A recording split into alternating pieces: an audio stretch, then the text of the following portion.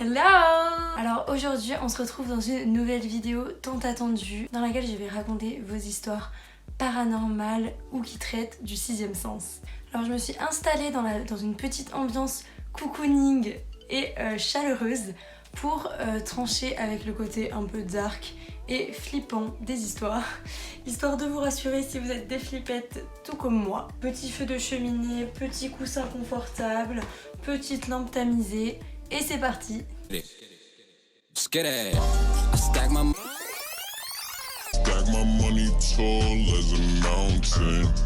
All this ice got me dripping like a fountain. Pour remettre les choses dans leur contexte, il y a quelques semaines sur Instagram, j'ai demandé à tout le monde de participer à un grand sujet qui est: avez-vous déjà vécu des histoires, des événements paranormaux dans votre vie ou encore des événements qui traitent du sixième sens, de l'intuition. Je suis très contente parce que j'ai eu plus de 20 témoignages, je crois que j'en ai eu 24, quelque chose comme ça. Je suis plus qu'heureuse, du coup je vous remercie tous vraiment d'avoir participé, que ce soit des petits témoignages, des longs témoignages ou quoi que ce soit. Je vous remercie vraiment parce que ça va faire une super vidéo et j'ai beaucoup de contenu, donc c'est super. D'ailleurs j'ai tellement de contenu que je vais faire une version 2. Donc cette vidéo va être divisée en 2 épisodes. Je vais vous expliquer comment j'ai procédé pour préparer vos histoires. Donc j'ai recueilli tous les témoignages que je me suis mis de côté. J'ai tout retraité à l'écrit pour essayer de reformuler l'histoire en étant la plus précise possible. Donc s'il y a des petites incohérences et tout ça, veuillez m'en excuser. J'ai aussi du coup changé les prénoms de toutes les personnes pour que ce soit vraiment anonyme. J'ai parfois aussi changé le sexe, donc des fois des histoires de femmes deviennent des histoires d'hommes, etc. On va pas traîner plus que ça, je propose qu'on commence dès maintenant. Et bah, c'est parti! Alors la première histoire, c'est l'histoire d'Anaïs. Anaïs a 27 ans quand il lui arrive un événement vraiment troublant. Ce jour-là, Anaïs était avec sa mère. Elles étaient sorties dans la rue pour aller faire quelques courses. Et elles passent dans une rue dans laquelle elles comprennent très vite qu'il y a eu un accident. On voit qu'il y a des ambulances de partout, on voit une moto au sol au loin qui est un petit peu abîmée. Anaïs pense tout de suite à un accident de la route.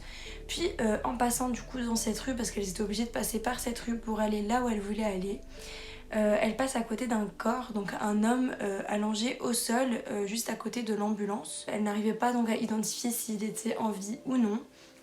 Et en fait d'un coup Anaïs a commencé à sentir une sensation très étrange en elle. Elle a senti des frissons lui traverser le corps entier.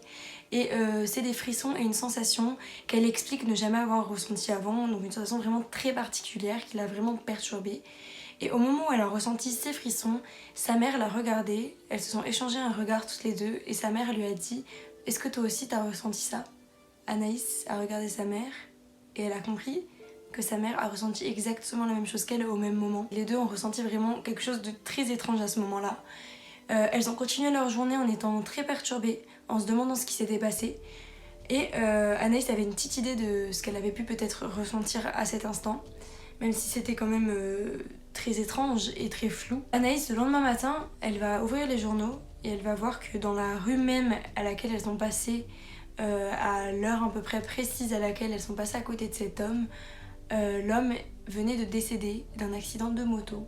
Donc Anaïs et sa mère ont vraisemblablement, selon elle, ressenti l'âme du motard s'envoler et traverser leur corps. Voilà pour la première histoire de cette vidéo. Il est temps maintenant de vous raconter l'histoire de Simon. Donc au moment de cette histoire, Simon est un jeune homme de 17 ans, parti en colonie de vacances, pas pour être en vacances mais pour travailler. Donc c'est un de ses premiers jobs d'été, donc dans cette colonie de vacances il va faire la plonge tout l'été et du coup il va se lier un petit peu d'amitié avec les moniteurs, les animateurs de la colonie de vacances. Il se trouve que tous les soirs, les employés, les animateurs, tout ça de la colonie de vacances se rejoignent pour faire des petites soirées entre eux, tout ça. Et dans le lot, il y a un des animateurs qui est très intéressé et qui aime beaucoup les esprits, tout ça. Et il a l'habitude de faire parfois des soirées dans lesquelles il appelle les esprits, donc avec un verre et des lettres autour d'une table. Il décide donc de faire une soirée où on appelle les esprits. Donc Simon, 17 ans, se retrouve dans cette soirée-là avec ses autres amis animateurs de la colonie de vacances. Quelle idée, quelle idée, quelle idée! Le truc que je ne ferai jamais de la vie. Jamais, jamais, jamais, jamais, jamais, au grand jamais. Je ne suis pas là pour juger les histoires, mais vraiment rien que de m'imaginer me retrouver dans une soirée où on me dit « Ouais, on va appeler les esprits ». Ça me fait flipper. Ça me fait vraiment flipper. Du coup, Simon, 17 ans, se retrouve à appeler les esprits. Donc Simon nous raconte qu'ils se sont tous mis autour d'une table en bois, donc une table totalement basique, rien de truqué, normal. Ils ont placé des lettres donc, sur la table, donc je pense que la personne avait sûrement le matériel adéquat, je suppose. Ensuite ils ont pris un verre, donc un verre à pied, qu'ils ont posé au centre de cette table, et ils ont tous posé leurs doigts dessus. Donc voilà, Simon a participé. Et du coup, celui qui voulait appeler les esprits, on va l'appeler Judicaël. Donc Judicaël décide du coup d'appeler les esprits, de poser des questions, quel est son nom, tout ça. Les questions qu'on pose quand on appelle les esprits.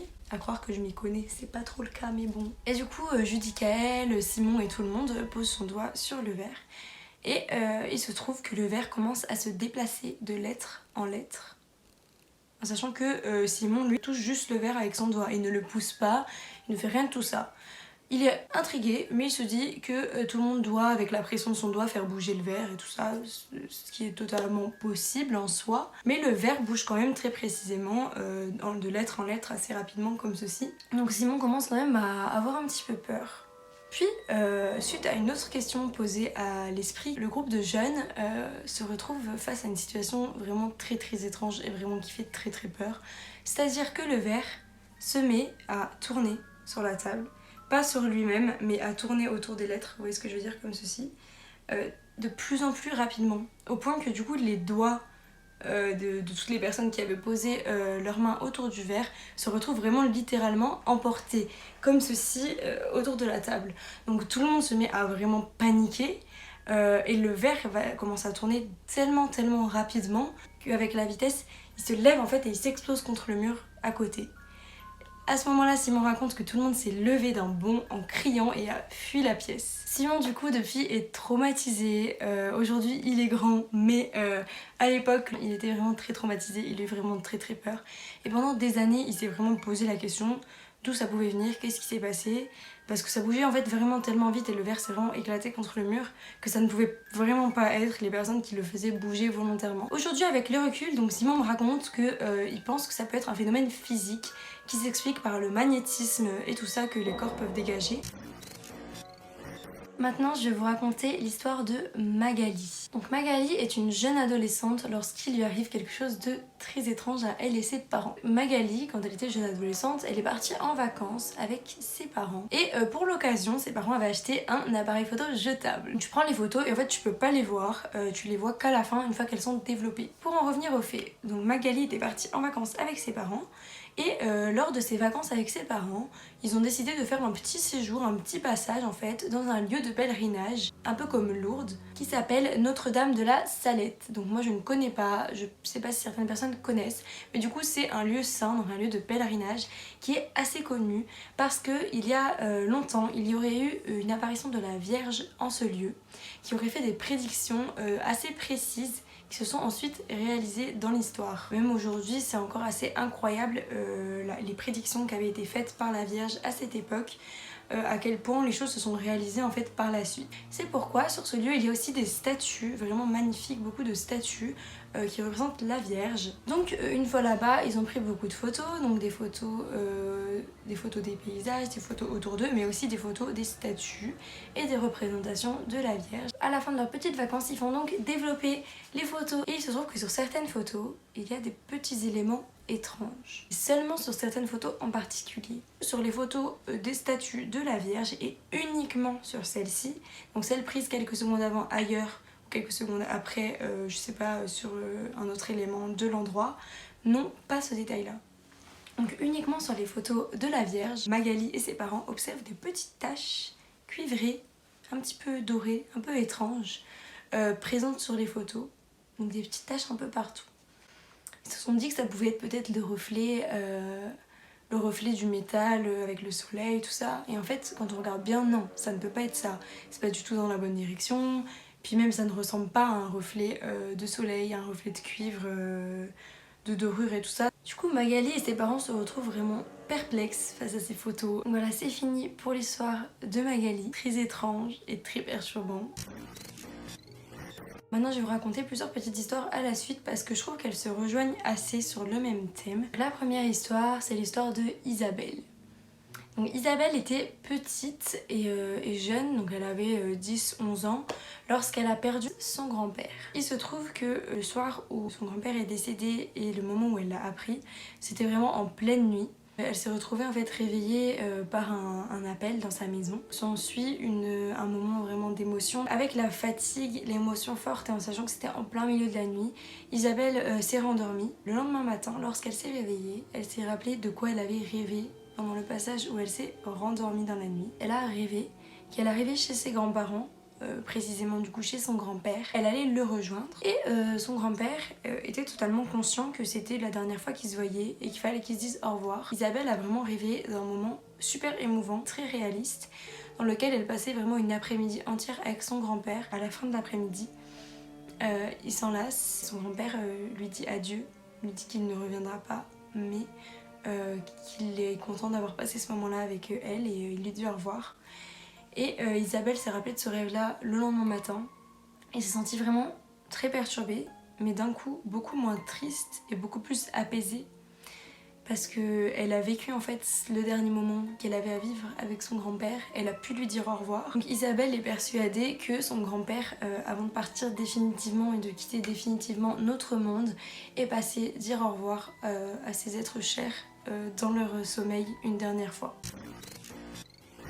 Maintenant on va passer à l'histoire de Baptiste. Alors en fait Baptiste me raconte une histoire qui n'est pas vraiment la sienne, mais plutôt l'histoire de sa mère que l'on va appeler Valérie. Valérie, la mère de Baptiste, lui a raconté que le jour où sa grand-mère est décédée, donc la grand-mère de Valérie, donc l'arrière-grand-mère de Baptiste, il s'est passé un truc étrange. Sa grand-mère est décédée dans la nuit.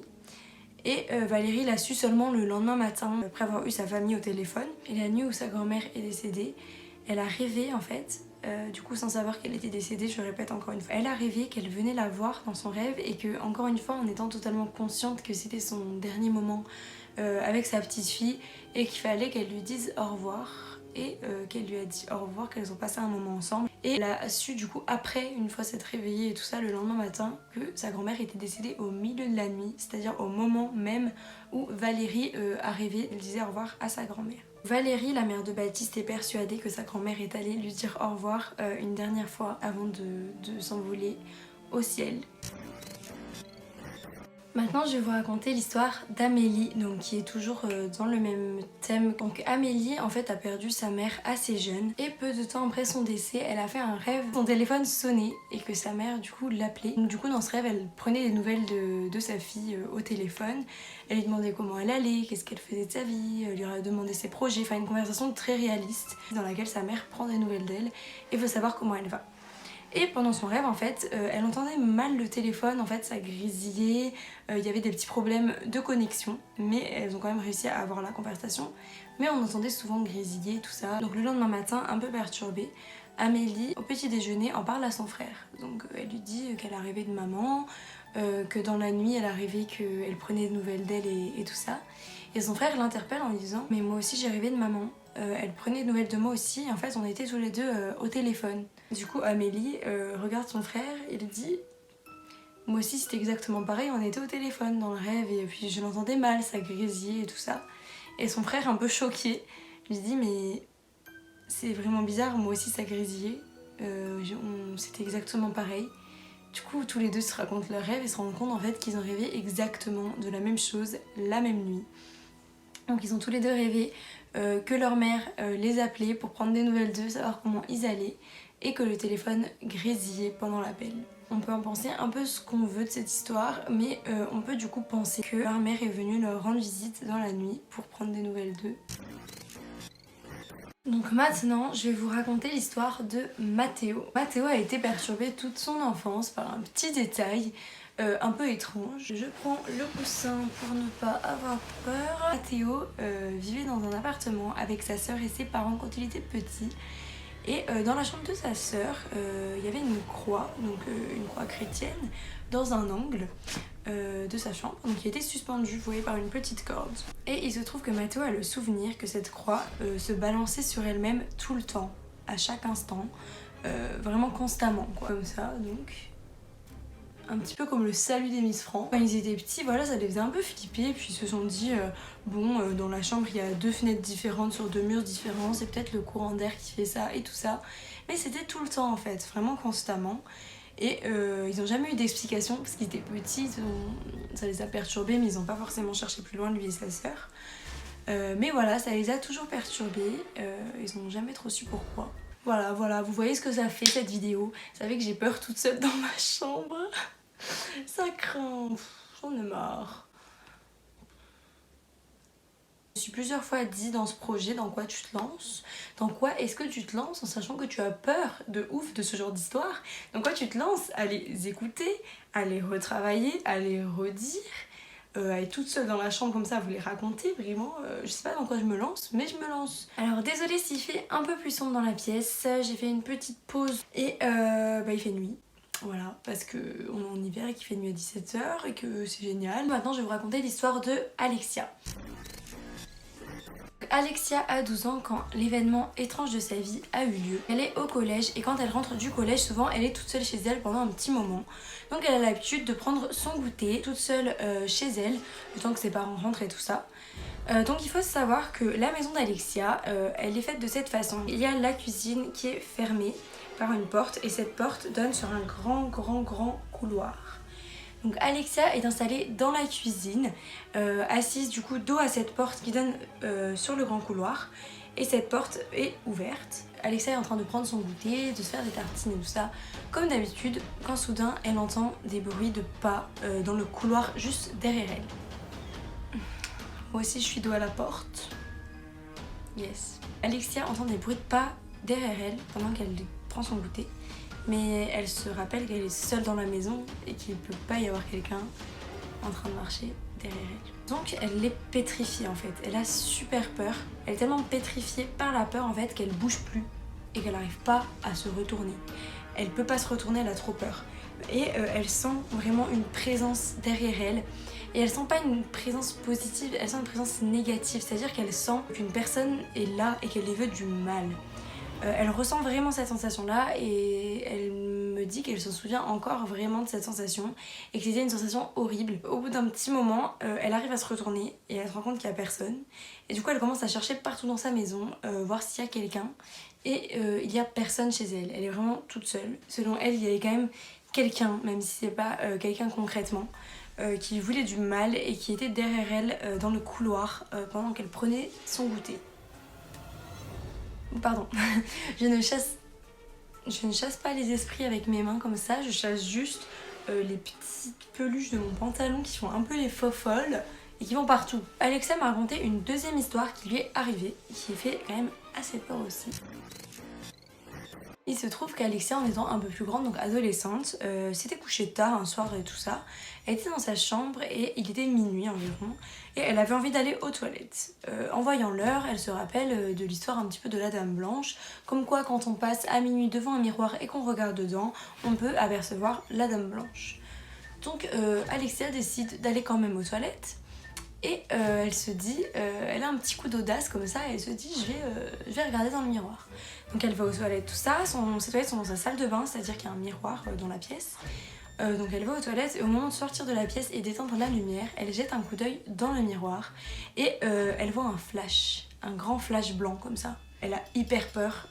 Donc elle court dans sa chambre et elle ne ressort plus. Elle sait pas ce qui s'est passé ce soir-là, mais ce qu'elle sait c'est qu'elle a super peur depuis et qu'elle ne va plus aux toilettes entre 23h30 et minuit et demi. Parce qu'elle avait tellement peur de croiser cette chose dans le miroir que du coup son cerveau l'a fait halluciner là-dessus. Est-ce qu'elle a vraiment vu quelque chose, tout ça? On ne sait pas, il n'y a pas d'explication. Maintenant, je vais vous raconter l'histoire de Victoria. Lorsque cet événement traumatisant est arrivé, Victoria était en 6ème, donc elle avait 10-11 ans. C'était un matin d'hiver, donc il faisait très sombre. Et elle était toute seule chez elle, donc ses parents étaient déjà partis au travail. Il était 8h et elle se lève pour aller prendre son bus. Elle vit dans une maison avec 2 étages. Elle était en bas quand elle s'est rendue compte qu'elle a oublié ses chaussures. Donc elle monte à l'étage dans sa chambre chercher ses chaussures et en montant l'escalier, elle entend un bruit. Elle a une intuition, elle décide de se retourner et de regarder dans le creux de l'escalier. Et là, elle voit quelque chose de très étrange. Elle voit une femme avec des longs cheveux, la tête baissée et habillée tout en blanc et qui avait l'air de ne pas avoir de pieds selon elle, passer en bas, dans le grand couloir qu'elle avait au rez-de-chaussée, passer de façon très tranquille et très linéaire, comme si elle volait. Elle a vraiment vu cette personne passer. Ça n'a pas juste été un flash comme ça d'un coup où elle a juste cligné des yeux et elle a vu quelque chose. Elle a eu tellement peur qu'elle est partie en courant de chez elle, les chaussures à la main. Et depuis, elle est toujours aussi traumatisée de cet événement. Donc elle est beaucoup plus grande aujourd'hui et pourtant elle n'arrive toujours pas à rester dans le noir toute seule. Elle a vraiment très peur depuis. Donc ça a été un événement très traumatisant pour elle. On passe maintenant à l'histoire d'Étienne. Donc Étienne a une petite tradition dans sa famille. Son père, ses frères et sœurs et lui vont chaque été, donc pendant le mois d'août, pendant la période où en fait il y a beaucoup d'étoiles filantes dans le ciel, ils vont du coup à chaque fois, chaque année, à ce moment-là, dans la montagne. Ils montent sur le plateau de Larcel, qui est un endroit vraiment bien en hauteur dans la montagne, donc il y a peu d'habitations autour.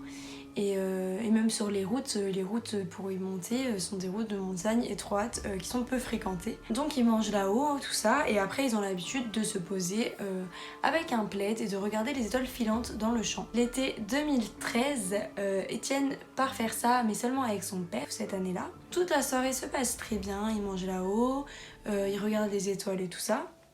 Et il est assez tard quand ils décident de repartir, donc ils sont tout seuls. Ils croisent personne en fait sur le plateau, donc ça arrive souvent qu'ils soient tout seuls parce que comme je vous l'ai dit c'est peu fréquenté. Et quand on redescend tard, ils croisent vraiment personne sur la route parce que c'est vraiment très rare qu'il y ait des voitures à cet endroit-là, surtout aussi tard. Ils prennent la voiture pour descendre et tout ça, et au bout de quelques virages de la descente, une voiture les double. Donc c'est assez étrange dans le sens où il y a peu de voitures ce soir-là, mais bon, ça peut quand même arriver. Donc ça l'inquiète pas plus que ça les interpelle juste un petit peu. Quelques minutes après, donc vraiment très peu de temps après, une deuxième voiture les double. Et Étienne et son père sont troublés parce qu'il se trouve que cette voiture, c'est exactement la même que la première qui les a doublés. Le même modèle, la même couleur, tout pareil. Du coup ça perturbe Étienne et il a le réflexe de retenir la plaque d'immatriculation de la voiture avant qu'elle s'enfonce un petit peu devant eux et qu'ils ne la voient plus. La voiture elle a à peine le temps de s'enfoncer devant eux et qu'ils ne la voient plus quand une troisième voiture les double. Exactement la même encore une fois. Et Étienne regarde la plaque et c'est la même plaque d'immatriculation que celle qui les a doublés juste avant.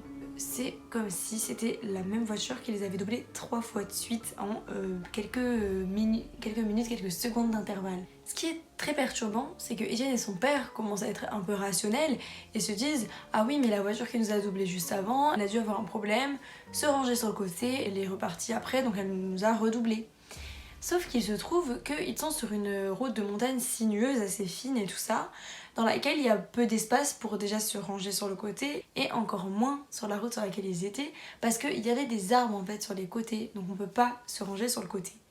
Et encore un autre détail, c'est que même si la voiture avait réussi à se ranger sur le côté pour après les redoubler, il n'y a pas eu le temps en fait, il n'y a pas eu assez de temps entre le moment où ils se sont fait doubler par la deuxième voiture et le moment où ils se sont fait doubler par la troisième voiture pour qu'elle ait le temps de s'arrêter et de repartir pour les redoubler derrière.